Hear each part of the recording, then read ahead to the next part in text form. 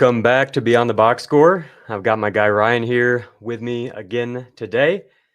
Ryan has been a busy man this week, and so he let me take the reins of the show for Week 5 Mastering Matchups. So Beyond the Box Score, sickos, you know what that means. You're in for a long one, but I think it'll be a good one. Ryan, how are you doing? Can you catch us up on your journey through time and space this week? What's going on in the universe of Ryan Heath?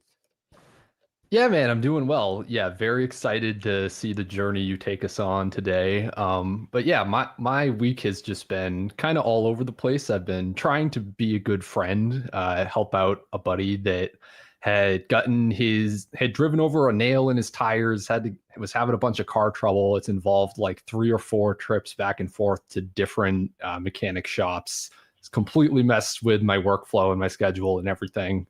But we're here. I'm ready to talk ball. And yeah, it's all going to be fun. I hope so. What a guy. No surprise to anybody that Ryan Heath is a good, dependable friend when you got a nail in your tire. All right. Yeah. I was told last week by the commenters that, the Ryan Heath, Jacob Gibbs banter was a bit unsettling. They're used to just, robotic data driven analysis. So I won't waste any more of our time with that. Let's get right into it. Ryan, do you have any thoughts on the matchups for the Arizona running backs here in Week 5? That's what the people want. I do. So we should probably start with this is a matchup show, but probably the biggest question in this backfield is just who's going to get the ball. That's been the biggest debate over the last 24 hours. Is it Michael Carter? Is it Amari DiMercato? I am pretty firmly on the side of Michael Carter, just in terms of early down work. The reason for that is just going back to 2023, the Cardinals actually acquired Carter kind of when their entire backfield was injured, after they had actually given DiMercato an early down role for a couple games. Him and Carter had their first game back together. And from weeks 12 through 18, it was just Michael Carter basically spelling James Conner on the early downs. In week 17 and 18 of 2024, with everybody on IR, including DiMercato, the Cardinals gave Carter an every down bell cow workload. My take is that most likely it's going to be Michael Carter that is getting the primary rushing role. DiMercato, maybe his role expands a little bit, but I still think primarily will be playing on third downs, long down and distance, 2-minute drill type of stuff. So in this matchup, what we should be interested in is definitely the early down rushing role. The Titans are top 5 in schedule adjusted fantasy points per game allowed to opposing runners. And we've also got some interesting schematic splits here. Cardinals are running man gap concepts on nearly 60% of their rush attempts this year. Was slightly lower than that with Carter last year, but still a good lean toward man gap. And the Titans are allowing the 4th most yards per carry against man gap runs this season. Top 12 success rate, top 5 in adjusted yards before contact per attempt. We just saw Woody Marks kind of smash as a 4K min salary DFS play against this team last week. I think Michael Carter is set up to do much the same.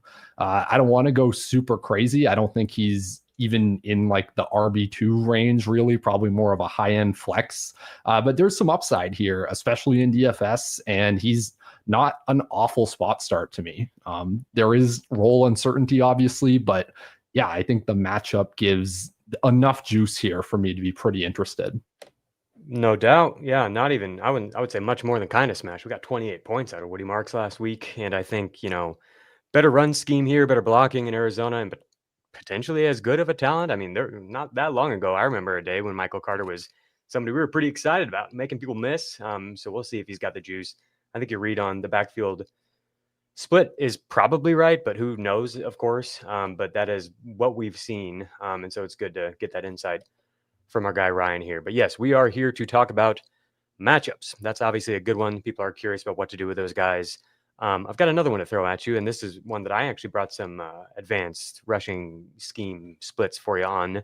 Rico Dowdle, if he's stepping in for Chuba Hubbard, faces the Miami Dolphins. The Dolphins have been much better against zone than man gap runs. We're only 4 weeks in, so take all this with a grain of salt. But I do make sure that the sample size is pretty even between the two. It's not just like 10 man gap runs that I'm citing or whatever. And then also try to take into account the types of running backs that they've played. Look at their game log, who have been the man gap rushers they face, who have been the zone rushers.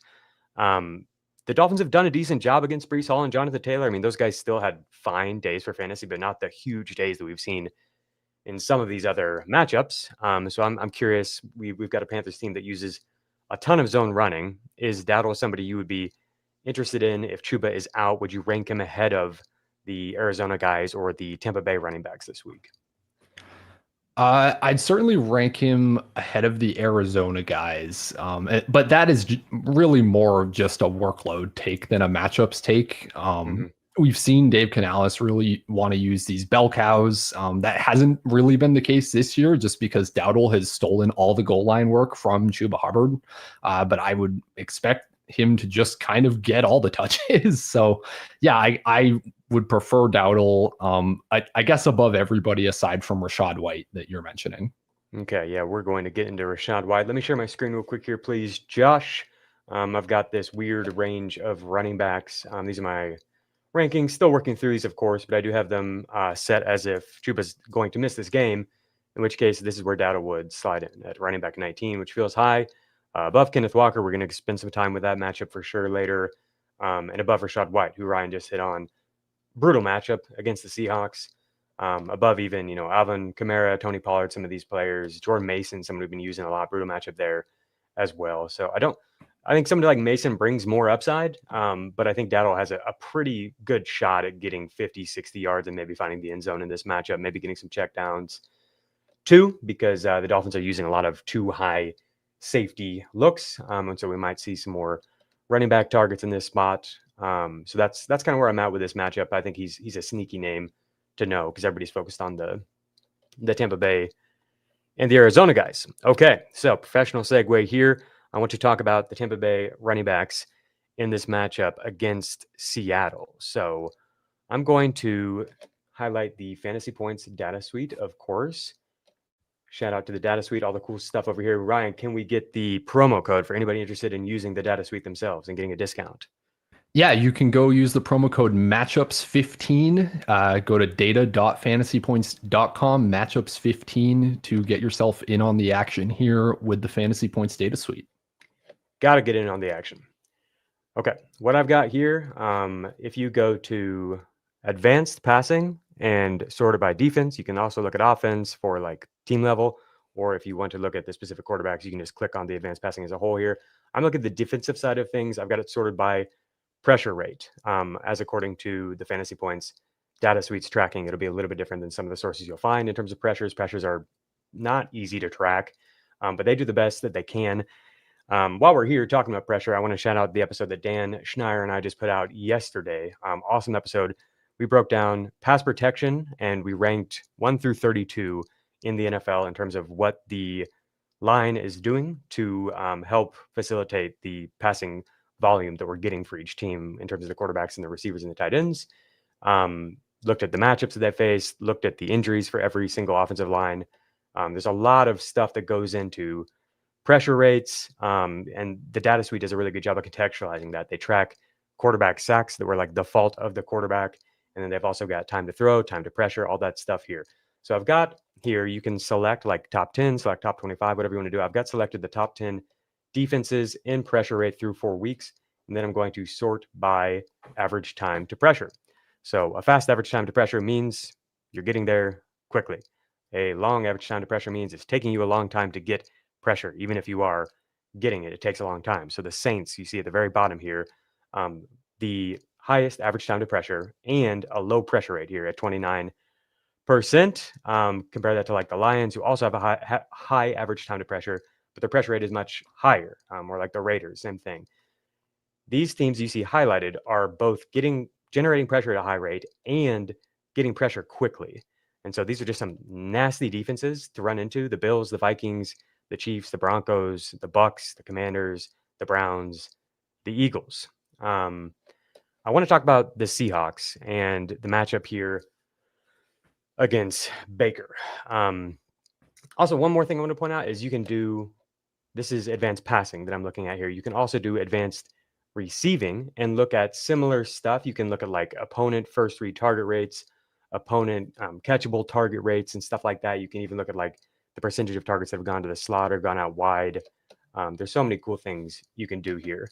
So as it pertains to this matchup, the Seahawks weren't one of these teams because their pressure rate is good, not great. They weren't quite top 10, but they are getting pressure. They have the fastest time to pressure of any team. And what is really wild about that stat is this team doesn't blitz. The Seahawks are 31st in the league in blitz rate, and still they have an above average pressure rate and the fastest time to pressure in the NFL. And so that brings me to Baker. That brings me to the Tampa Bay Bucks. Baker Mayfield, Ryan, already has 3 games out of 4 with 10 or more quick pressures. For comparison, Bryce Young and Spencer Rattler are the only other quarterbacks that even have more than 1. So this is kind of insane. When I talk about quick pressure, that's fewer than 2.5 seconds. The pressure is occurring. Baker's line he did just get left tackle Tristan Wirfs back, which will hopefully help this. But they're definitely still dealing with issues on the right side of the line and just having to move things around. Like, this has been a disorganized unit. It will be the same unit that we saw last week carrying over to this week. So hopefully there will be some cohesion here, but I think they're just going to be so overwhelmed with this matchup. So that brings me finally back to Rachaad White. I think it makes so much sense that he'll have to play a large role in this game as like by far the best pass protector in this game. So Ryan, you can take this any direction, whether it's White or the Bucs receivers or Baker. How do you think we see this play out here? Yeah, so agree on White going to play a ton of snaps. Guys, I like Sean Tucker too, but I think White completely blows him out in terms of snap share, in terms of route share, all of that. White is going to be valuable just on those leak outs. The Seahawks are always kind of funneling everything underneath just because they play all these like cover 4 and cover 6 looks that at least most QBs are just going to take the underneath leak out kind of check down against. But what's kind of interesting, just with Baker Mayfield, with Emeka Egbuka, with Chris Godwin in this matchup, is Baker, unlike most other QBs in the NFL, he sees cover 4 and he sees cover 6, and he says, okay, I'm going to force the ball downfield. And it usually works, which is the crazy part. So against the combination of cover 4 and cover 6 this year, Baker Mayfield, 27% deep throw rate. That is easily the highest in the NFL. Second in fantasy points per drop back behind only Josh Allen. And despite a top 3 ADOT on these plays, 80% catchable throw rate, that ranks top 10 among the cohort. So the whole thing with Mayfield is he degaffs, really. Like, he just trusts Emeka Egbuka to make a play on these looks against these deep zones, and he usually does. Egbuka has a 30% target share against cover 4 this year.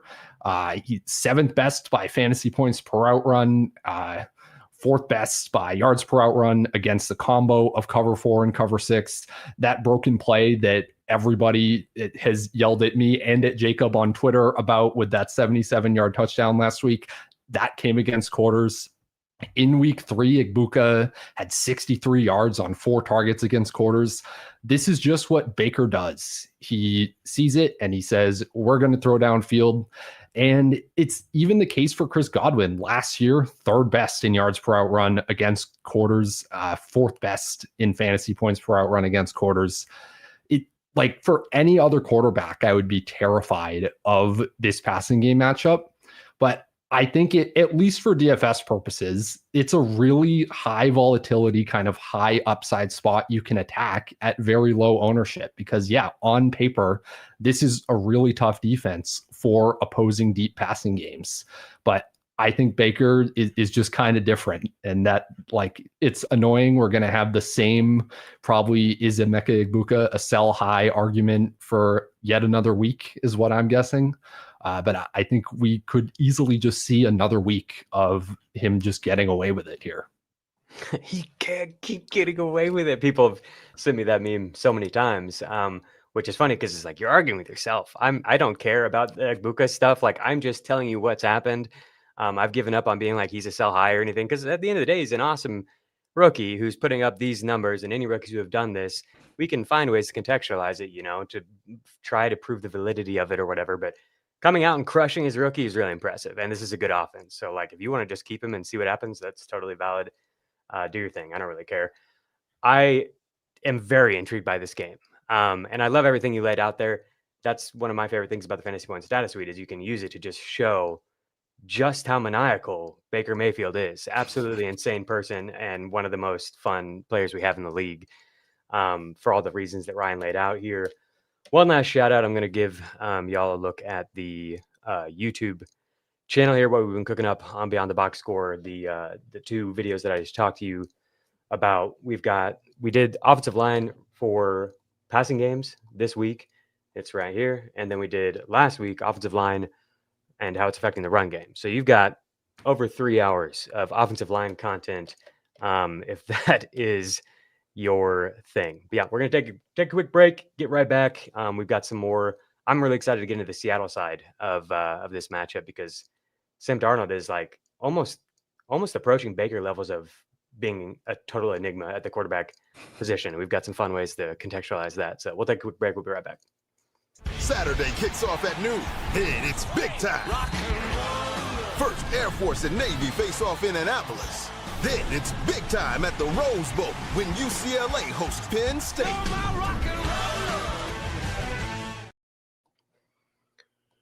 We're back. Alrighty. So yeah, definitely check out. I did line rankings. You can find that on Twitter as well. If you don't have the time for that video, if you prefer to read rather than listen, you can find all that stuff on Twitter. Good stuff. But I do think that that's really important. Obviously the matchups, all the stuff we're going to get into today is important, but there's just so much. Obviously we're going, beyond the box score here. This is what we're doing. There's so much that impacts the results that we get. And I think like the backbone of it is the battle up front. And so that's why Dan and I have started there.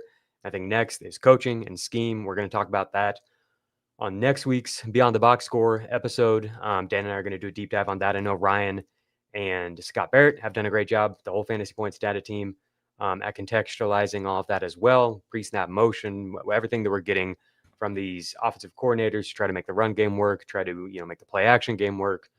And just create efficient opportunities for their pass catchers. How the hell is Daniel Jones number one in success rate among all quarterbacks on dropbacks by a mile? Coaching, offensive line, this stuff has a ton to do with it. And of course, quarterback play is very important as well. We're going to make time for a deep dive on that soon. But the production that you get at running back, a wide receiver, a tight end, all this stuff that everyone's so concerned about for fantasy purposes, it's all facilitated through this. And today, Ryan and I are going to take a deeper look at the other side of it, what opposing defensive coordinators are attempting to do to disrupt all of that. So the first thing I want to look into, I'm going to talk to you, Ryan, about some blitz-heavy defenses, and you let me know anything that stands out to you. The show today is going to be a bit disjointed. Maybe we'll find as the year goes on a more linear path to take. People have requested that we do game by game, but like you guys know, that's going to take like 3 hours every week. I don't know if that's feasible. But today I do want to just kind of like provide a bird's eye view of what the defenses are doing, like when it comes to different types of tendencies, because I do think have a large enough sample size now to feel sort of confident in some of these tendencies. Whereas earlier in the year, we weren't quite sure yet if it was just dependent on the offense that they were facing and stuff like that. So blitz heavy defenses, I've got the Lions, the Broncos for sure. This is something we saw carry over from last year to this year. As pertains to this week, the Broncos are facing the Eagles. So I don't know if the Eagles pass game is going to get going. It seems like they don't want to pass. And I think the offensive line injuries has something to do with that. With Lane Johnson and Dickerson both like a pretty banged up, it seems like. But if the Broncos are able to move the ball, which we saw they were able to do last year, it's a much more difficult matchup here, of course. But Sean Payton's got some tricks up his sleeve. So if they're able to move the ball and the Eagles are forced to drop back more, I'm intrigued at least by the idea of potentially this being a bounce back spot. I know the matchup is difficult. But to me, AJ Brown, Devontae Smith are too legit and like pretty dang close to matchup independent. I would be curious to hear your thoughts on this. And so, like, any chance I get an opportunity like to have those guys with fewer defenders back in coverage because a team is blitzing, I'm intrigued by that. Is that just a crazy person take? No, I don't think it's a crazy person take. Like it's one of those where I acknowledge it. I kind of wanted to go there. Not going to go there for DFS, but yeah, I think you can feel a little better about having them in your lineups in seasonal leagues if you're kind of between like Devontae Smith and somebody else in your flex. Like I think you can lean Smith. Yeah, just because against the blitz and against man coverage, both Smith and AJ Brown have been significantly more efficient this year. Like we're talking 140% and 117% more yards per out run against man than against zone. And yeah, it's for that reason. Usually man is paired with the blitz, fewer defenders dropping back. That's great for both of them. Obviously a little worried about Pat Surtain with AJ Brown, but hey, like if Quentin Johnston can roast Pat Surtain, then can AJ Brown? Yeah, absolutely. So yeah, I'm semi-intrigued. It is only a 3.5 point spread, which is maybe closer than I would have expected going into the week. So yeah, I think there's something there. It's decent enough. AJ Brown's 6K on DraftKings. Like that's got to be the cheapest I've ever seen AJ Brown. Like I don't know, at least the cheapest over the past like 4 years. So yeah, like I don't even Ryan is like, no, I don't want to go there. And I think he's a pretty contrarian thinker. So I think there's a decent chance you'll get like no one rostering him this week. And yeah, AJ Brown doesn't really care who the matchup is. I will say, Ryan, try not to get into the coverage stuff quite yet. We're gonna kind of like make our way there. So right now we're just looking at just blitz tendencies. The next defense I want to focus on is the Dolphins. The Dolphins are blitzing way more than last year. I don't know if that's going to stick. They face Bryce Young this week. So this is definitely like one I've got my eye on to see if this is a tendency that will maintain throughout the season or not, because I think it's the same coordinator from last year. Bryce had the highest catchable ball rate in the NFL against the blitz this year. He was good against the blitz last year as well. He has a high first read target rate against the blitz, high accurate throw rate against the blitz, high scramble rate when his first read wasn't there against the blitz. These are all per the Fantasy Points data suite. I want to just like table that for now, and then we're going to get into some matchup-based stuff here. But 33% target share for Tedero McMillan against the blitz. So maybe this is a spot that we can get them going, especially if Chuba Hubbard is out. Maybe they lean a little bit more pass heavy. Do you have any thoughts on that? Or do you want to move on to the next couple matchups? I mean, I like it, but yeah, we can move on. Keep going. I hope so. We all want some hope that Tedero McMillan is going to get going.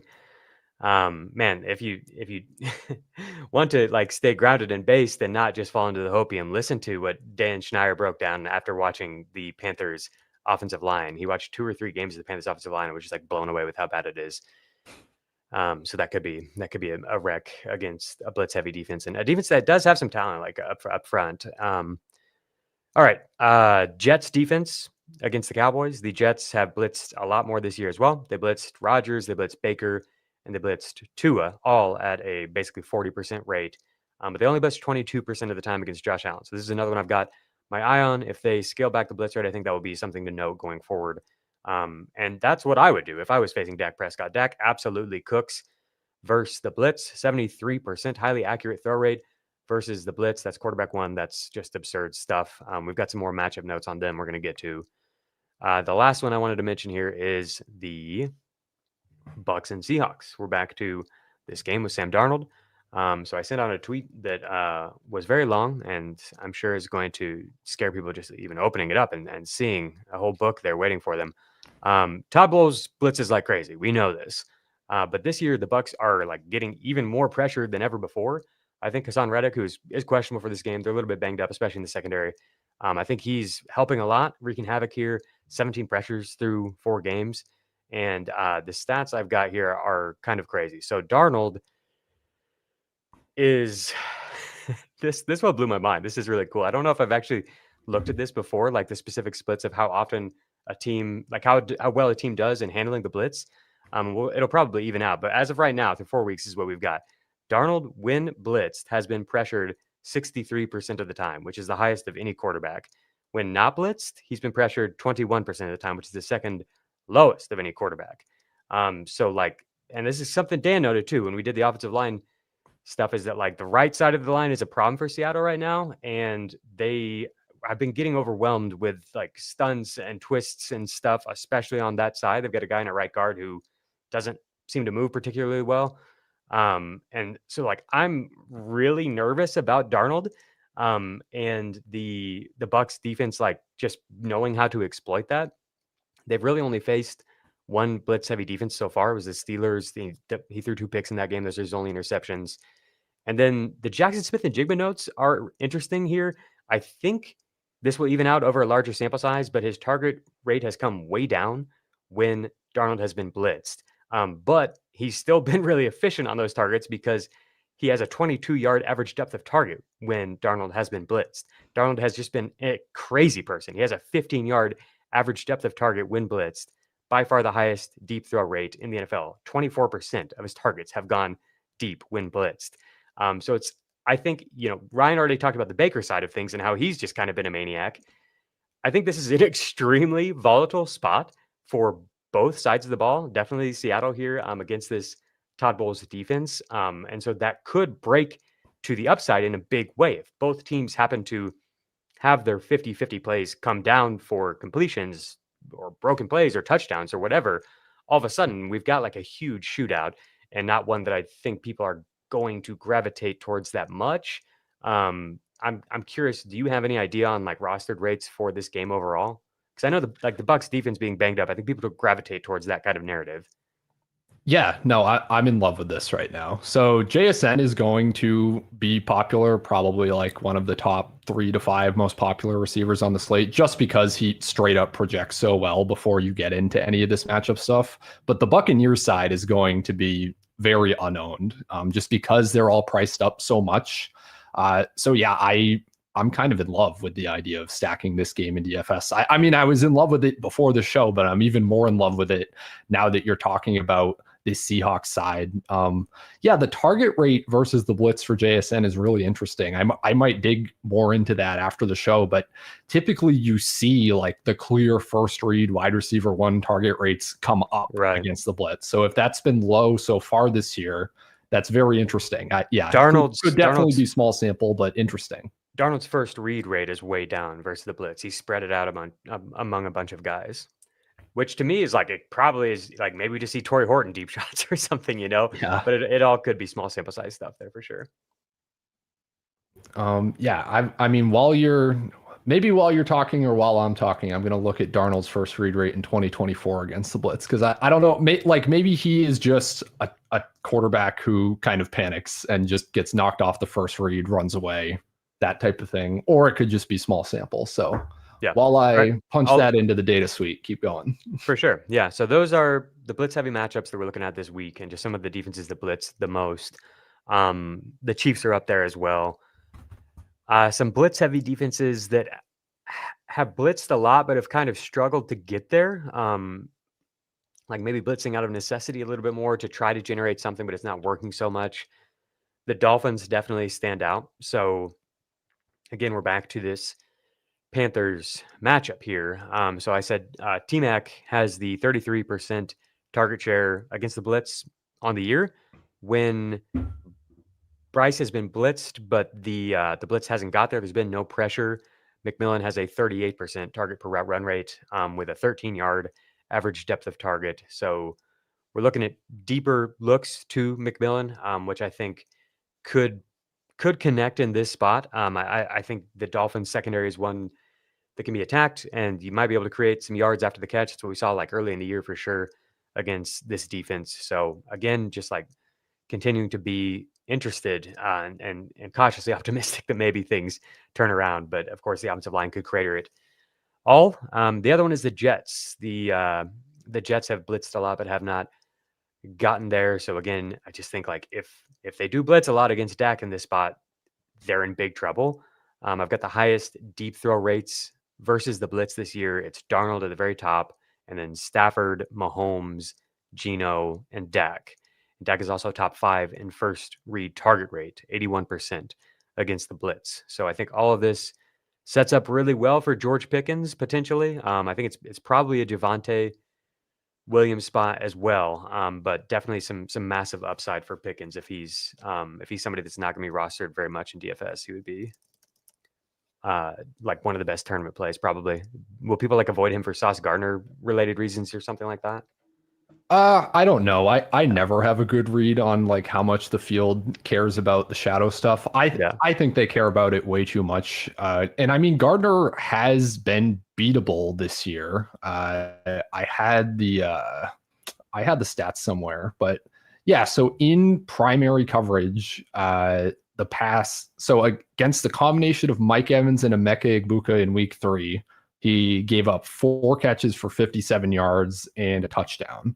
So Sauce is a great corner. I don't think he's unbeatable for a receiver like Pickens in these one-on-one situations where you're not getting any help over the top because you're committing extra guys to the blitz. So yeah, I think that's good. I like probably the most ownership in this game is going to be on the Jets side of the ball.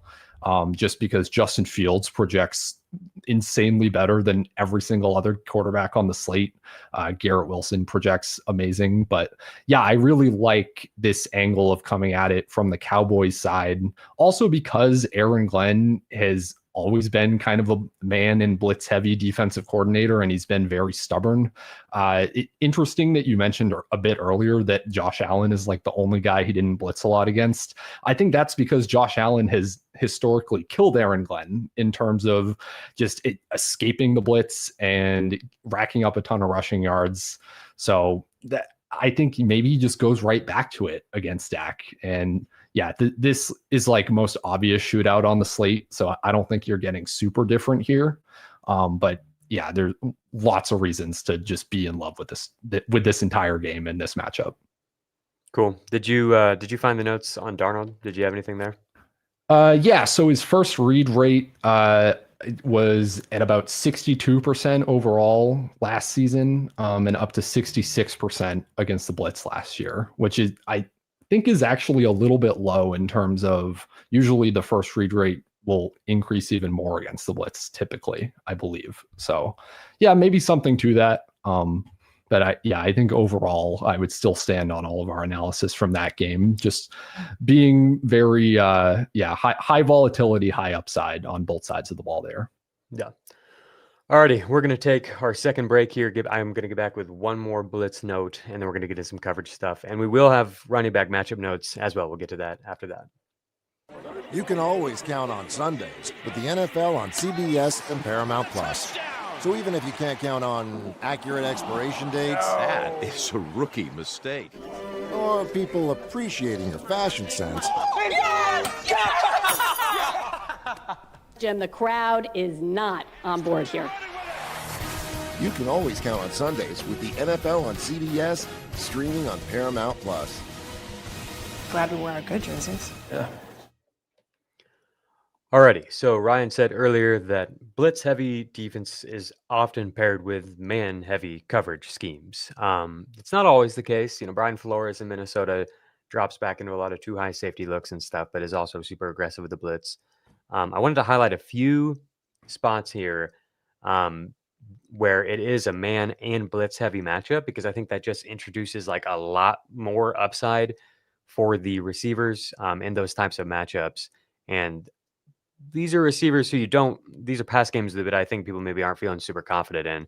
So we've already hit on the Broncos defense, but again, like I do think that these Eagles receivers, either one of them could break for a really big game. So whether that's DFS or if you feel like you're at a disadvantage in your matchup this week in start set decisions, you maybe do need to go with more upside with Devontae or whatever. Like I just want to make that note one more time. The Browns defense is definitely one that plays this way.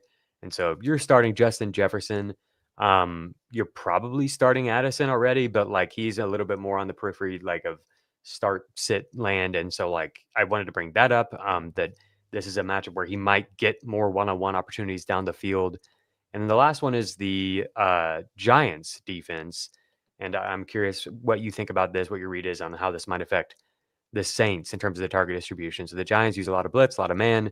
What we've seen this year with Rattler is 31% of the targets go to Chris Olave, 31% of the targets go to Juwan Johnson versus the blitz, compared to just 11% for Rashid Shaheed, 3% for Alvin Kamara. Versus man coverage, it's 29% Olave, 29% Shaheed, 26% Juwan Johnson, 3% Kamara. Anything stand out to you about this matchup? Yeah, we had kind of similar notes here. Yeah, just because Rattler has really only found success against man coverage this year. And interestingly, 20% deep throw rate against man coverage this season, second highest behind only Josh Allen. I feel like all these deep throw stats are second highest behind only Josh Allen. But yeah, just 7% deep throw rate against zone. So yeah, I do think that the thesis also plays here, that it introduces more volatility to the matchup. And I guess more from like a DFS perspective, but Chris Olave projects really well, is going to be highly owned. I think rightfully so. But yeah, I think this creates a little bit more upside for Rashid Shaheed as well. He's at over 3 yards per out run against cover one this year. The only like good fantasy performance that Rattler has had so far was against the 49ers, who played the highest rate of cover one he has seen thus far. And the Giants could have been averaging double what he saw that game. So yeah, interesting kind of dart throw on Shaheed. He can obviously always get loose deep for the big plays. So yeah, just a little more interest in Shaheed than I would normally have, even though kind of the overall utilization has come down over the past couple weeks. If I can share my screen here, Josh, I just want to point out the Chris Olave thing one more time. People know, but not everybody. Yards per route run here, 2.42 in his rookie season, then 2.07, then 2.15, and we're sitting at 1.18 here in year 4. I don't actually think Spencer Rattler is playing that bad. He's probably, worse in terms of yardage. He's only averaging 5 yards per attempt and everything. He's not been super aggressive. But like Ryan just mentioned, he has, against these coverage types, shown a tendency to move the ball down the field a little more aggressively. I think there's a real chance that Olave just kind of pops off for what seems like the random 150-yard game here. Maybe not random to the DFS sickos, but to a lot of people who are just like navigating start-sit week to week, they're like kind of sick of the Olave stuff, that even though it's, in other instances, they're getting irritated about not getting consistent points. And here you're at least getting 10 points every week. I think we might see a game here where this number really positively regresses and all of a sudden he's back close to 2 or over 2. I think this is the matchup to potentially facilitate that. Okay, let's get even sicker here. Ryan, you have notes for the people on Troy Franklin and Mason Taylor. Please take it away. You are muted, Ryan. We need to hear these. Brutal. That's so rough. I usually avoid that. You should please give me like a bunch of crap anytime I do that. That's just embarrassing and unprofessional. So the Eagles on play action or against play action this year have some pretty significant splits. So when opposing offenses do not use play action, they're allowing just 5.5 yards per pass attempt, third fewest. They're up at 8.7 yards per attempt allowed on play action. This fits well for how the Broncos have been running their offense, using play action on a third of their dropbacks, top 3 rate in the league. And Troy Franklin has been their primary target on these play action pass attempts. And it's not just coincidence. That's how Sean Payton is designing all of these plays. So among Franklin's play action targets, half of them have been on designed reads, and these are not just like screens behind the line of scrimmage. The ADOT on these is like 7.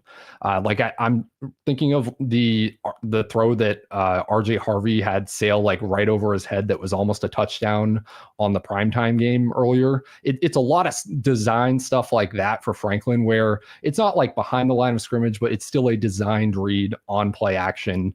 gives you room to catch and run. So he doesn't necessarily have to separate one-on-one against Cooper DeJean to succeed in this spot. So he's got the play action splits in his favor. He's 43% target per route run on play action. Franklin's only 4K on DraftKings. The overall utilization's been really good over the past 3 weeks, 13.9 expected fantasy points per game. I think he's an awesome DraftKings play. I think he's an awesome kind of flex start this week. We got excited after week 2. Fantasy points haven't come since then, but the route share and everything's still been there. He's still running more routes than Cortland Sutton, who, by the way, is likely going to get shadowed by Quinyon Mitchell over on the outside. Mitchell was holding Devontae Adams and Emeka Egbuka to a combined 18 yards over the past 2 weeks in primary coverage. So I think everything about this spot sets up perfectly for Franklin, where he's just going to get the more creative design usage that can get him more involved versus Sutton, who's going to kind of be out on an island to fend for himself. I like that. I think that makes a lot of sense. I'm going to share my screen here in a moment and let people look at my rankings. And you could tell me if I'm too low on Franklin. He's somebody Dan and I have talked about a lot. A lot of the underlying stuff seems really positive. They seem to really want to get the ball in his hands. Let's talk about Mason Taylor. What are you thinking there? Mason Taylor just very interesting to me this week. So there's going to be, as we mentioned earlier, going to be a lot of ownership in DFS in this game in general, just because Garrett Wilson, Justin Fields look awesome. This Cowboys defense is one of the 5 worst by yards per play allowed of the last 25 years, or that's what they're pacing for. Brett Whitefield, our film expert over at Fantasy Points, says it's one of the worst defenses he has ever watched and charted. So yeah, just great in general, but also, the Cowboys, Matt Eberflus, have been playing a ton of cover 3 this year. Mason Taylor actually just straight up leads the Jets in receiving yards against cover 3 so far, 89 to Wilson's 66 this year. That's super weird. Yeah, that's probably weird. That's probably not a super small sample size either. Cover 3 is the most used coverage type. That's super exactly. Weird. Yep. It sort of makes sense, right? Cover 3 tends to help out the tight ends a little bit, the secondary reads. So that, I don't think that's just small sample stuff either. I think that's a real tendency that we should be focused on. But yeah, 50% boost to his target per route run against cover 3.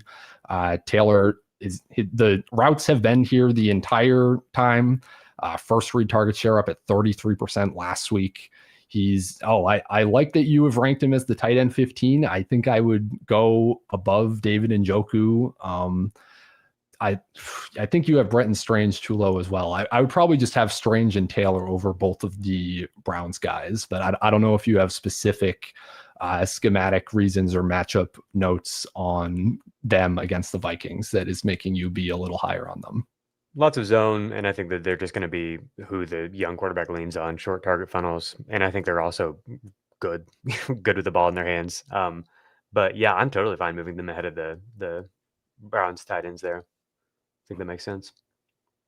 Yeah. Oh, and Mason Taylor, 2,800 on DraftKings, super easy tight end punt. Jake Ferguson on the other side of this game, probably going to get more ownership. Really into all that. Yeah, this is Jason Taylor's son. For anybody who doesn't know, really intriguing prospect. Not necessarily somebody who has a ton of receiving upside that we've seen, but somebody who got on the field early at LSU and played well, and then was drafted high to the Jets. And from the get-go has been out there playing. Like Ryan said, the routes have been there. We've just been kind of waiting to see if the targets were going to come or if it's just all going to go through Wilson. And I think it's so clear that if somebody's going to step up to be a second piece in this offense, it's him. So I think getting in early here makes a lot of sense. He's probably available in a lot of leagues. Here's where I have Troy Franklin, a little bit ahead of consensus too. I'm curious who you might move him ahead of among the guys that I've got ahead of him. Ooh, okay. Yeah, I like your above consensus. I think T. Higgins might be the best point to talk about here, and it's also works as a bit of a segue. So on the surface, I want to say about the Bengals this week that things are going to get better, right? the biggest splits for the Bengals have always been single high versus two high, right? The Lions are top 3 in single high rate. When we saw them get completely demolished by the Vikings, it was because of all these too high looks that Brian Flores likes to use, disguising coverages, just makes it impossible for a QB who's not Joe Burrow to do anything. But I'm kind of afraid that the Lions might just adjust in a similar way that the Broncos did against the Bengals last week. So when you're getting the fewest yards before contact per attempt of any team, can't do anything in the run game, there is no reason to go to a single high look to commit an extra man to the box because there is no run threat. You can always just have an extra guy to cloud or shade or whatever you want to do with whichever receiver you want to double cover, essentially, which is usually going to be Jamar Chase.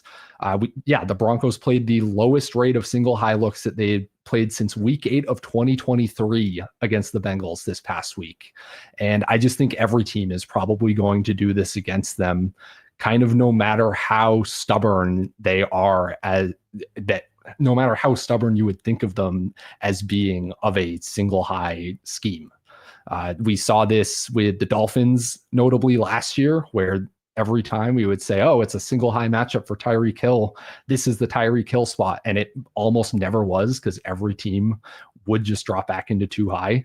I kind of think the Bengals are going to have the exact same issue this year. And it's making me lower on T. Higgins this week. I would definitely move Franklin up above him. It's making me not as excited about the prospect of a Jamar Chase bounce back this week. It certainly could happen, but and maybe I'm way overthinking this, but that's like all my thoughts on the Bengals and why I'd play Franklin over T. Higgins this week. All righty. That's interesting. That's good stuff on the changing week to week possibility with the tendencies of the coordinator there, because I was intrigued by the potential for the more aggressive matchup with the man coverage and the blitz and everything, just getting these receivers in one-on-one opportunities. But if they're not going to do that, that would suck for T. Higgins specifically. We've seen the first, the target rates much higher for like Jamar Chase against single high safety coverage and all that. I'm kind of the mind that maybe all the stuff that you had on like a larger sample size with Jake Browning doesn't need to just go completely out the window because of 2 road games against Brian Flores and then against the Broncos. And I think that things could get better for these receivers in Cincinnati potentially, but I don't know if that's going to come against Detroit. This is another super solid defense. So, okay, there's some deep talk there. We need to talk about Jaxson Dart. The people are clamoring for Dart thoughts, of course. I've got Jaxson Dart at QB9 this week, which appears to be significantly ahead of consensus. He's at QB14. Road matchup against the Saints. Curious what you've got on this. Dan was really encouraged with the Giants' offensive line, getting Andrew Thomas, their star left tackle, back in. They were able to do a lot of the stuff they wanted to do, obviously get a big win against well-coached and talented Chargers defense. And so this week, I don't think there's quite as much talent here with the Saints defense. Like I mentioned at the top of the show, they've really struggled to get pressure. Maybe this defense is like better equipped to stop the quarterback runs compared to the Chargers defense. The Chargers are like 2 high safeties a lot. And so that leaves a little more space in the middle of the field than like the Saints defense does. Do you have any thoughts on the Giants or Dart specifically here? First it's like, well, what else are they going to do other than run Jaxson Dart as much as they possibly can? So I agree with the ranking here. I think you nailed it. QB9 looks good to me.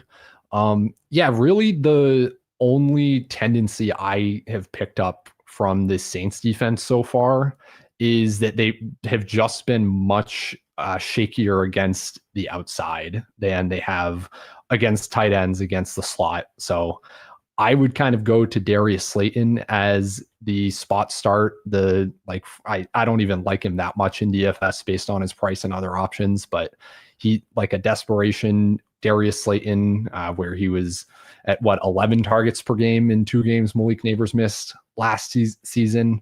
I remember talking about him in the Malik Neighbors role on this program that week that Scott and I joined. So yeah, those are really my only things there. Other than, I think you're totally right that the Chargers are just bad against quarterback runs.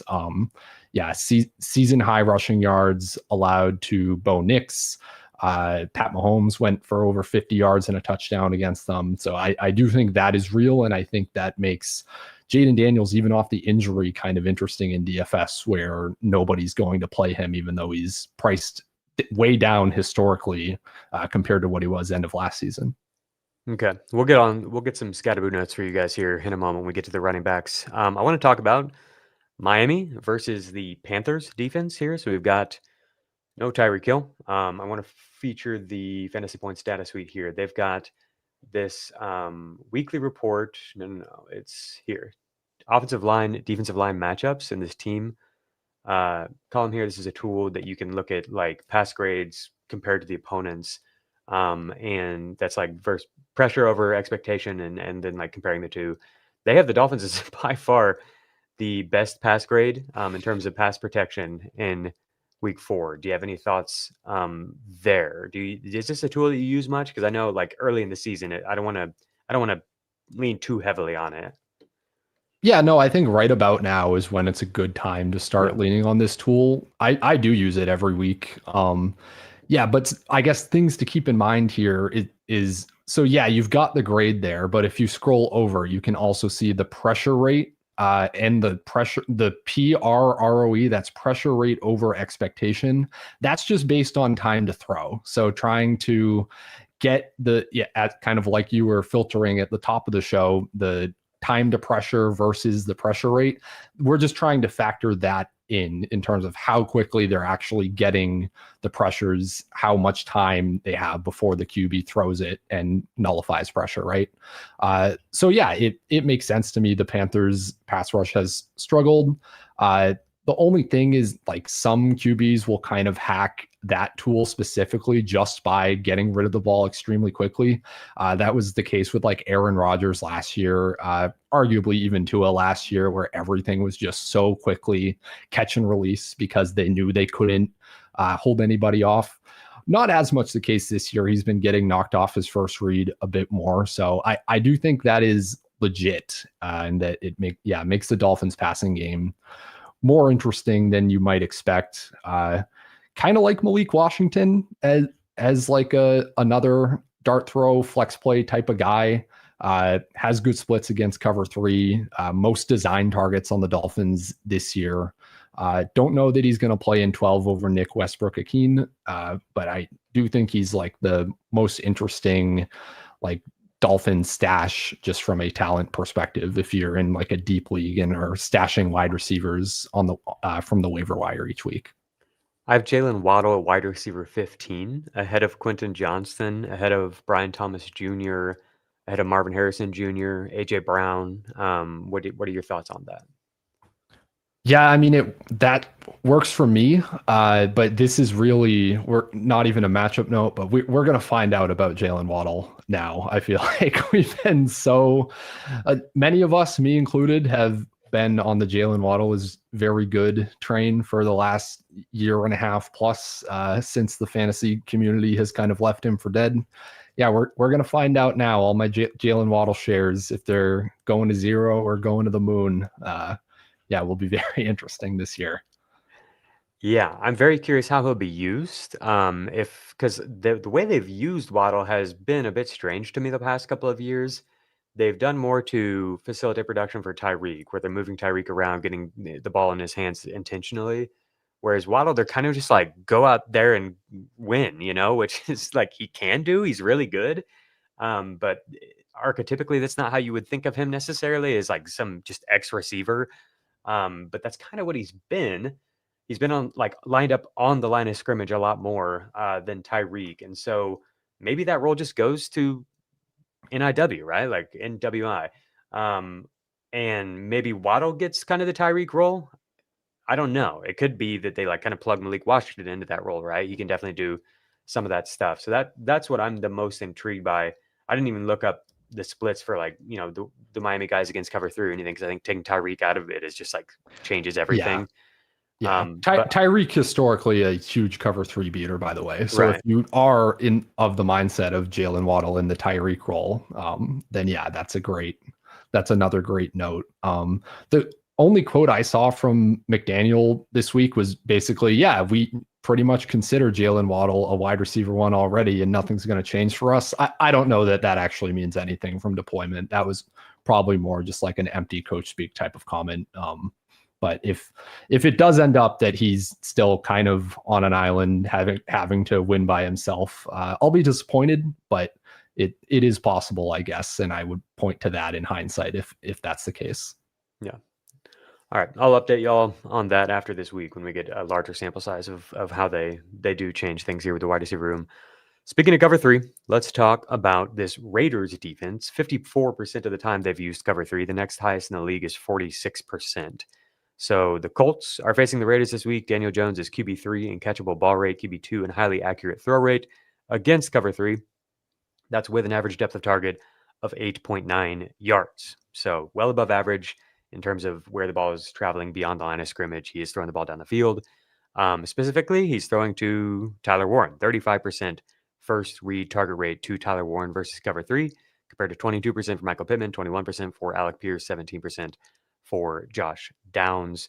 Warren has 36% of the Colts receiving yards versus cover 3. He has an 80% catch rate on an average depth of target of 9 yards against cover 3. That's very high for tight end. 90 air yards on 10 targets against cover 3. So really locked in on Warren in this spot. Think he's a great DFS play as well, assuming that's on the main slate, right? Yep. Yeah, one of 4,700. So what are we doing? Yeah. So many great tight end DFS plays this week. I think Tyler Warren is my favorite, including price and ownership. Yeah. Just you already said all the cover 3 splits, but he just is a top 5 wide receiver against cover 3 this year, which by every metric, which is absurd. The Raiders also have kind of similar play action splits and issues as the Eagles do. Over 9 yards per attempt allowed on play action. And Jacob, guess for me how many yards per out run Tyler Warren averages on play action pass attempts right now. Just throw out a number there for the yards per out run on play action. 5.5. It's 6.47. I talked about at the beginning, like this offense in particular, it's ridiculous how much the line and the coaching is doing. There's so many targets where Tyler Warren catches it and turns around and there's just like wide open grass. Yeah, no, it's just absurd. So many dank play action stats you can do with Tyler Warren.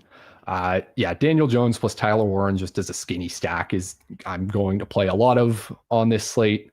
And this game is like really underrated as well. I don't want to pull us too far off where we're at, but yeah, the Colts secondary also a total mess. Xavier Howard just quitting / retiring. It's not great kind of on either side here. Another like sneaky shootout spot. All right, let's talk about maybe a sneaky shootout. I don't have any faith in the quarterback to facilitate it, but I think, my guess is the implied total is basically there still. Okay, 46.5. I'm talking about the Jaguars versus the Chiefs. The Chiefs use press coverage 90% of the time. That's by far the most. No other team is above 80%. And this defense was super susceptible to the slot last year. We haven't seen that so much through 4 games, but 2 of the 4 teams don't even really use a slot receiver. Highest slot target rate in the NFL last year by a pretty wide margin. I'm wondering, is this Ryan Heath finally the spot that we see Travis Hunter get going? I just want to say yes. Say it. Yes, this is it. This is the Travis Hunter spot. But yeah, I mean, Chiefs kind of in general are always funneling everything into the slot and underneath as well. So am I starting him this week? Hopefully not. I'm starting him. I have to start him in a dynasty league. I'm starting him. All right. Oh, you might want to tear that team down, man. If you're starting Travis Hunter in week 5. But what's your record? What's your max points for there? Oh, I just had a brutal loss last week, so that puts me right at 500. But yeah, the team is like teetering where it could go either way. And yeah, Travis just has to plug in this week because of some buys. Yeah, I got brutally roasted for saying I'm rebuilding a team after the Trey Benson injury this week. They're like, really, Trey Benson is what pushed you over the edge? You're like, yeah, it actually was. I had James Conner, I had Trey Benson. That was like the Cardinals running game was a real part of my plan to contend this year. It's not happening now. Or get me out of here. Just all you got to do is get your hands on Michael Carter, turn your season around. All right. Yeah. So lots of press coverage could mean good things for Brian Thomas Jr. Trey McDuffie's a hell of a corner, but I don't know if he really has the size. Who Trey McDuffie struggles with more so than BTJ types is like physical receivers. But still, somebody like BTJ does have the size if he's willing to use it to just out length him, out leverage him. Like he can just win against basically anybody, especially in press coverage. So that's just something to keep in mind here is like, we don't know. I don't really have any confidence in Trevor, but the offensive line is playing freaking great. So I do feel pretty confident that they can be prepared for what the Chiefs are going to throw at them. Obviously it's, Spagnuolo like has a lot in his bag that maybe even Liam Cohen isn't going to be ready for. But it's a home matchup against the Chiefs. And this Chiefs team does have some tells. Spagnuolo can be flexible week to week, but for the most part, you kind of know what you're going to get. And I think that's going to be some aggressive looks where they kind of like test BTJ to see if he can prove it. Probably nobody has any confidence in him doing that right now. But it could be if him and Trevor already put on their big boy pants and prove it. This would be a very, very entertaining spot for that to happen. Let's talk about some run games. Okay, this one is going to make me and Ryan both sad. Seattle Seahawks are facing Tampa Bay defense with a banged up secondary. And so I'm wondering if maybe this is a spot where we've already talked about it a lot. This turns into a back and forth game between the passing games. This is the worst run matchup in that O-line, D-line matchup tool that I showed you guys earlier. The Bucs have the second lowest avoided tackle rate on running back runs. Somehow the Bucs have only allowed 7 first down runs to running backs all year in 4 games. So Ken Walker, Zach Charbonnet, last we've seen, still splitting time with potentially the high leverage situations going to Charbonnet. So what do we do with Ken Walker? Where are we at with Ken Walker in terms of rankings? I've got him at running back 20. I'm going to show you a range of guys, and you try to help me sort this out because I've got no freaking clue, man. All right. Yeah. Interested to see it. That just off the rip heat check RB20 sounds about right to me. 4 spots below consensus. They have him at RB16. Yeah. I would want to be below consensus. Yeah. Honestly, I think you nailed it. I would. Yeah. Assuming Chuba out, I would play Dowdle over him.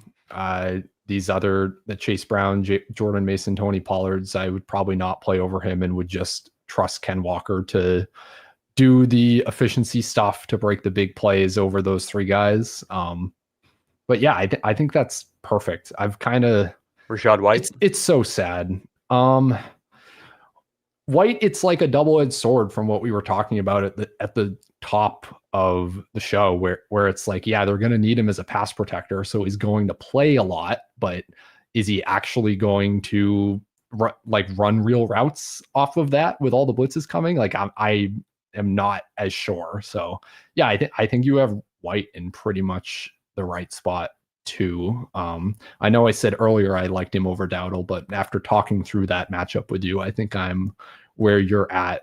So yeah, you have perfect rankings here, Jacob. You have nothing to worry about. You're going to be number 1 in accuracy this week. I think you're shying away. I think you're shying away from helping me with my rankings because you don't want to bear the responsibility of the comment section calling you out when I don't get first. Tell me how you really feel. I don't care. I don't care what the comments say at all. So you guys say whatever you want. Did you hear that comment? Yeah. Jacob finishes 90th out of 110 analysts in accuracy this week. You can say it's all my fault. I do not care. Let's stay in this range. I want to talk about these 2 running backs. It's Derrick Henry and Woody Marks. So I've got them back to back at 15 and 16. Consensus has Henry at 9 and Marks at 22. I do have Henry 1 spot ahead of him, but I think you could go either way, as crazy as that sounds. But man, this is not the Ravens that we're used to seeing. They have an implied total of 19.5 points this week, which is not good. To those of you who don't keep up with that stuff week to week, the Texans are at 21. So the Texans are favorites in this game, and this is expected to be the second lowest scoring game of the week. I would expect both teams to probably try to move the ball on the ground, although it would be fun if the Texans would air it out. Do you have any thoughts on these guys? I do have some matchup notes if you don't have anything specific on this spot. Yeah, man, the Ravens as 2-point underdogs is just brutal. Yeah, it makes me want to flip them, which it just feels so wrong. But Derrick Henry, historically, in games that the Ravens have lost or are trailing, the splits are just among the widest of any running back. He's the most game script sensitive player in the game. We just saw it. We just saw it last week. Yeah. We've seen it every week of this year, aside from week 1, where he just didn't even get good volume, but just broke off the explosive plays against the Bills. So yeah, I would flip them. I'd give you permission to flip them, but that might feel, I get how that feels bad. I'm blaming you if this backfires. Matchup, right, matchup notes. Let me know, comments. Yeah. Fantasy Point Data Suite's O-line, D-line matchup tool actually gives the Ravens the best run matchup of any team in week 5. I think that Lamar being out definitely skews that. I think it definitely impacts the way that defenses can play the run game to not have Lamar Jackson in there. But I will say the Texans have the highest missed tackle rate in the league on running back runs at 16.5%. So maybe we do see some big plays for Derrick Henry here. But overall, I do have respect for the Texans defense, and I just would really worry about the Ravens offensive environment as a whole. Are they even going to be able to produce more than 50 plays of offense in this game? And if that's the case, then you just have to have a long run for Henry, basically. On the Woody side of things, this is crazy. The Ravens are 28th in yards per rush allowed versus zone runs, 3.3 yards allowed per zone rush, compared to 6.3 yards per man gap rush. So we saw, this is small sample size stuff, but we saw even against the Lions, Jahmyr Gibbs didn't have his best day really in this spot, but David Montgomery freaking went ham. And I think he's kind of more of that type of runner, a little bit more similar to Woody. The Texans have used man gap runs at a higher rate than any team. Over 50% of their runs have been man gap runs. So maybe this is a spot stylistically where they can kind of bully this Ravens defense on the ground. And all indications are that they're kind of ready to lean into that with Marks.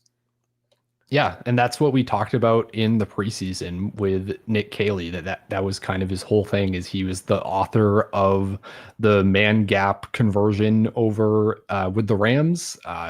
He was talking about running more man gap the entire offseason, and it's what we've seen. So yeah, I like that, specifically that idea a lot. Yes, sir. That's why you tune into the work of Ryan Heath and Jacob Gibbs, so you can get early on Woody Marks. It's very important stuff that we're digging into here. Okay, so I said 16.5% was the missed tackle rate for the Texans on running back runs. That's the highest in the league. The Bears defense and the Bills defense are the only other defenses above 15%.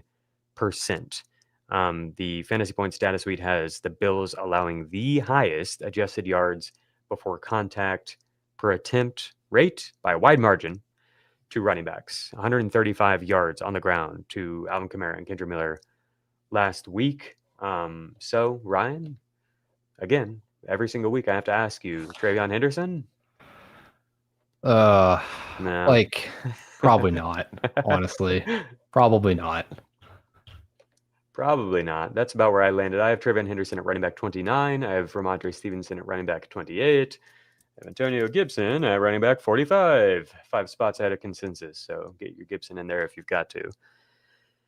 We'll update you if we have any reason to feel any sort of confidence in how this backfield might play out. But right now it seems to be just chaos. But the matchup is good potentially. Yeah, great, awesome matchup. But hey, it's rough here in New England. We just kind of small rant, but I have been in multiple Twitter arguments about Travion Henderson's efficiency this week. Basically, the issue is just he hasn't had like the big plays, but he's gaining positive yards at a very high rate. He believed top 3 in rate where he's gaining over 5 yards and is blowing out his backfield mates in that stat.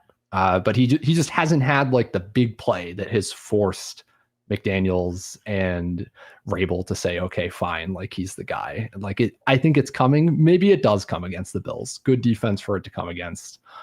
But yeah, it's just he has to like force their hand, unfortunately, because that's just the philosophy here in New England. Yeah.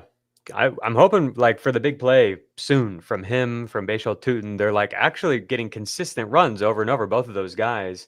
Henderson has gained positive yards on 96% of his runs, highest in the league. But we haven't seen the speed materialize yet. So maybe that happens this week. Okay, let's stick with another rookie here. Ryan, I believe, called out the Ashton Jeanty breakout in week 4. Very nicely done. He's got the Indianapolis Colts in week 5. The Raiders just lost Colton Miller, star left tackle. So how are we feeling about this spot? The Colts are one of 2 defenses to have a positive opponent pass rate over expectation every single week, meaning that teams have chosen to attack with the pass against this defense. If I'm citing that right, I'll double check to make sure. I think that's right. And they do have a league low missed tackle rate on running back runs, lowest in the league. So that's how Jeanty has been getting there, is like creating on his own with the avoided tackles and stuff. How do you feel about Jeanty this week? Yeah, as you said, Colts top 5 in pass rate over expectation allowed. I would buy that they're one of the only ones that have been positive every week. There's been like drama with their secondary where Xavier Howard, that Xavier Howard, who used to be really good in like 2018 or whatever it was, just retired midweek. There was like a coach comment about him a day or 2 before that was like, well, he's had a great career, which you always know it's over when you're getting into the past tense for a player that's currently on your roster and playing starter level snaps. So yeah, their secondary is totally in shambles. All that said, we just saw Geno Smith have his second 3 interception game of the season. We saw the Jeanty breakout. I think Pete Carroll and Chip Kelly are going to want it. Will at least try to establish it here. I don't know if they'll succeed. And I would lean towards them probably not succeeding and being pushed to throw by this offense. So yeah, probably not like the huge Jeanty blow up spot, but like he's solidly going to be within my top 12 running backs this week. All right. Yeah, we've got some interesting running backs here. We're going to talk about several of them that are in the same range as Jeanty. One of them is Marion Hampton. I have actually clearly ahead of Jeanty. Yep. And another one who I do have one spot ahead of Jeanty, another rookie, is Cam Skattebo. I like this spot against the Saints, and I think that the usage is pretty similar for Skattebo. Do you have any matchup notes or any thoughts on those 2 comparatively? I think you're dead on pretty much that it's similar or arguably better usage for Skattebo, especially in the passing game. He actually was starting to get targeted after Neighbors went down last week. So yeah, I actually don't hate leaning to him just specifically in this matchup against the Saints. Believe they must be top 5 in schedule adjusted allowed to opposing running backs. So yeah, I think Hampton, Skattebo, Jeanty is the correct way to have it this week. Alrighty. On the other side of the ball, Ryan and I are both ageists. We hate Alvin Kamara. I can't even say that with a straight face. I freaking love Alvin Kamara. But it's not looking super great in terms of usage. And the Giants are the other defense, like the Colts, that have had a positive PROE every week. And so what I meant when I said that in reference to Jeanty and the Colts is that teams have had a positive pass rate over expectation every single week. That teams have been more likely to call passes than expectation would suggest. The Giants, the other team, they have by far the highest rate on the year. So it feels like a spot to attack with pass catchers. That's what we've seen. And so that brings me to Kamara. We already talked about the coverage types and the blitz tendencies potentially leading to not as many targets for Kamara based off what we've seen through 4 games for Rattler and his target distribution. I'm curious. So I don't really think this sets up well for Kamara to get volume overall. I'm curious if maybe then it is funneled through just a few players. If you will co-sign Ryan, this disgusting game stack of Spencer Rattler, Chris Olave, Juwan Johnson, and Cam Scatterbo. Ooh, I love it. Yeah, I mean, I would probably put Shaheed in there too, just from everything we talked about earlier. Hell yeah. So like, yeah, sub Shaheed in for one of those two Saints receivers, or just variations like that. Yeah, I love it. I agree that this can also be a sneaky shootout. Saints playing at the second highest pace in the NFL too. The Giants have allowed a lot of fantasy points to opposing running backs, but that's really more of like a game script thing, which it often is, where teams that are trailing give up points to running backs. Should be a closer game script. I don't actually remember what the spread is, but it's close, I believe. So yeah, I'm with you on the shootout here. The Giants are 1.5 point underdogs, but there's no should be. No one has any clue how this game will go. It could easily be like Giants 41-7 or whatever, or the other way around. Like it's just going to be randomness with these two. Yeah, I do think that the pass game pieces are interesting in this game for a number of reasons from a matchup standpoint. Okay, we talked about Scatterbo. Let's talk about Amari and Hampton. The Commanders may be turning back into a run funnel. We saw the Falcons just absolutely light this defense up last week with Bijan Robinson and Tyler Algier. I would expect the Chargers to really lean into the run game. Is this one on the main slate? This is on the main slate, yes. Nice. Okay, so Amari and Hampton, 6,500. What do you think about Hampton in this spot? Yeah, I mean, he's going to be top 3 in ownership at the position on DraftKings, most likely. And I think that's just correct. Yeah, he's going to see every relevant running back touch against, a huge run funnel. Chargers, like, just based on all of the pressure stats for Justin Herbert over the past couple of weeks, should want to take some pressure off. We're finally kind of seeing them click with Hampton, getting him more into the man gap concepts that Greg Roman is so known for. What are the man gap splits for the Commanders defense specifically? That's one that I haven't gotten to yet before the show, but that might be worth looking at. Commanders have been just pretty good against the run overall, but they've been much, much better against man gap runs than zone runs.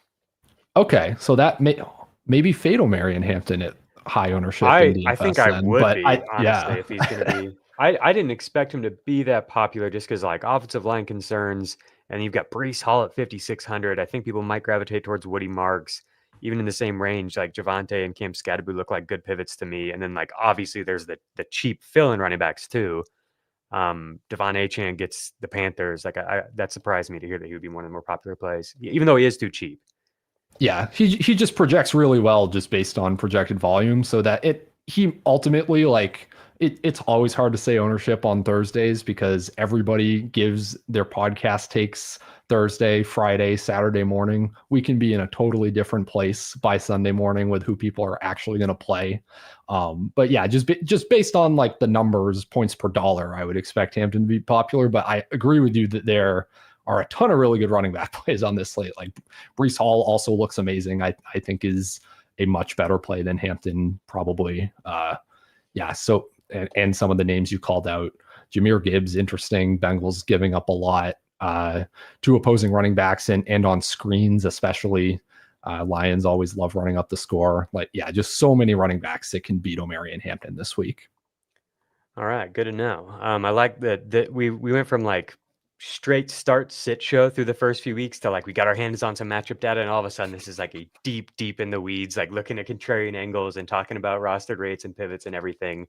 Just a full-on DFS show. We'll find the right balance.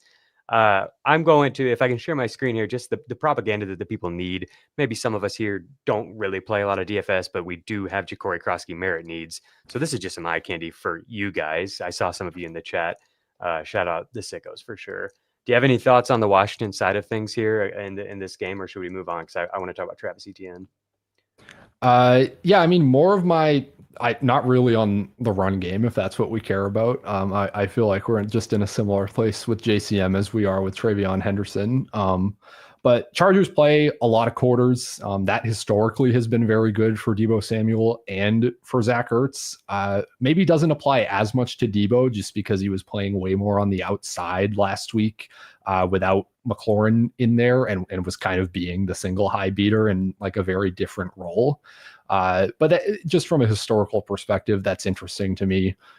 Nobody is really going to play at least Jaden Daniels. I'm unsure on Deebo Samuel's ownership, but I think Jaden, Zach Ertz, like interesting contrarian plays. I don't mean to completely derail the conversation, but I think this is interesting how much the Commanders have used Bill Krosky-Merritt in pass protection these last couple of weeks. As many pass protection reps as McNichols and Rodriguez combined could be that they're setting something up here. They're building out the role for him to be a full-time player down the stretch. I'm sorry. I can't help myself. All right. Get on track. We're Chiefs, Jaguars. The only notes for this game in terms of the run game is like it looks like an awful spot against the run for the Chiefs. The Jaguars have been really surprisingly good defensively. They got a new defensive coordinator, but I just didn't expect it to translate so fast. I thought maybe like they could be decent against the pass with a lot of the zone and then the complicated stuff they're doing up front to generate pressure. And then obviously they have the good pass rushers. Both guys are playing well right now, but they're also playing really well against the run. They have the third lowest missed tackle rate on running back runs.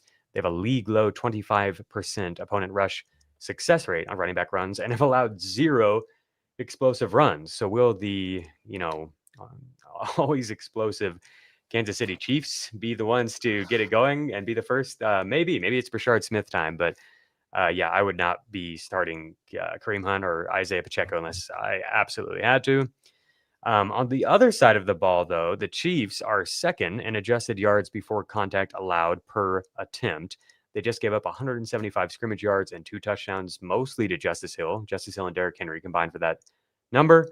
The Jags offensive line is totally kicking butt right now. And I think the path of least resistance against this Chiefs defense is right up the middle. That's what I was expecting coming into the year. And then I was surprised how well they played on that island game against the Chargers. But the Chargers' interior offensive line is not good. But now that we have a larger sample size, it has come to fruition. The Chiefs are allowing 7.2 yards per running back rush up the middle. So only the Bills and Bears are worse. They have the worst missed tackle rate in the league on those runs. So it does indeed feel like potentially another huge Travis Etienne week. I've got him ahead of Genty. Great. I can't wait for the discourse. My mention, Twitter's going to be unusable for me for another week. I'm gonna keep doing it. I will never give up the fight. I don't know. To me, it's like I feel like I was half right on the Jaguars just because this is obviously an amazing run game that you wanted to be drafting pieces of, which was my biggest macro take. It is also just objectively true that Bashal Tutin has incredibly high upside as a handcuff or a guy who can win work over the rest of the season. People really hate that and think I'm like salty or whatever because ETN's good right now. But hey, we'll see what happens. ETN obviously a great start and all of that, but I'm just biding my time over here until I can pull a lot of receipts, do a lot of quote tweets on some people. I love it. Yeah, we'll see. We'll see what happens. I still, definitely believe it's Tutin time at some point this season. I think we're way too early to be conceding or victory lapping or anything like that. But at the same time, hell yeah, Travis Etienne looks good. He's playing well for sure. And I think until we see any sort of change in usage, like you're locked in with Etienne right now, especially in a good matchup like this. Yep. And if you're desperate and need a flex start, like I think you could do worse than Tutin. I know that the usage doesn't support it at all. But like I think the note that I just pointed out is relevant. He's done really well running up the middle. They've even brought him in a few situations to run up the middle. And we know he has the game-breaking speed, and this game could turn into a shootout, so probably not the worst start. We'll sign off on that. Bashal Tutin bros all the way for sure. Ryan, let the people know where they can find all your work, the matchup research that you're doing if they want to find like a more organized version of what we just did here with even more stuff. Where can they find that? Yes, much more organized, much easier to go back and reference as you're setting your lineups or building your DFS lineups. You want to go to my advanced matchups article over on fantasypoints.com. That comes out every Friday morning. It is under the premium or all-in subscription over at Fantasy Points. And again, you can use promo code matchups15 for the data suite or for any Fantasy Points subscription there. Other than that, you can catch me tomorrow night on Cashing Points on the Fantasy Points YouTube channel, just walking the entire DFS slate. For anyone that wants game by game breakdowns, you want us to go game by game, we do go game by game on that show. It's me, Graham Barfield, and Jake Tribby from a DFS angle, but yeah, you can check that out as well over on Fantasy Points. Good stuff. Check it out for sure. Thank you all for being here. Do like the video. I see only 135 likes, and that's just not enough for the work that Ryan and I are putting in. I've had to go pee for like 20 minutes now, and I've held it because I'm very committed to the show. So please do reciprocate that commitment with your 3 seconds right now. Like the video, leave a comment, hype it up, all that good stuff. We'll be back here with even more cool matchup notes for you next week. We'll be back here to Victory Lap our Bayshell Tootin' takes. See you guys.